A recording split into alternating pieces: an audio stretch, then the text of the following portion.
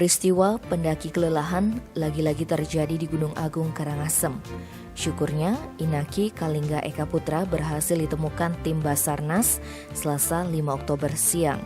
Pendaki asal Jakarta itu berhasil menghubungi pemandu lokal. Karena itu, kabar tentang dirinya yang alami kendala saat turun gunung dengan cepat diketahui. Dia adalah satu di antara 3 pendaki yang naik ke puncak Gunung Agung pada Minggu 3 Oktober sore. Namun, pemuda 24 tahun itu tertinggal 2 rekannya, Kadek Ngetis Juliawan dan Desta Dharma. Koordinator Posar Karangasem Gusti Ngurah Eka Widnyana Selasa 5 Oktober menjelaskan, pendaki itu kemungkinan tertinggal karena kelelahan sehingga perjalanan turun terhambat. 6 orang pemandu lokal sempat mencari 3 pendaki tersebut, namun belum berhasil. Mereka hanya melihat 2 pendaki yang sudah tiba di atas pos 1 Selasa 5 Oktober sekitar pukul 2. Sementara keberadaan Inaki belum diketahui.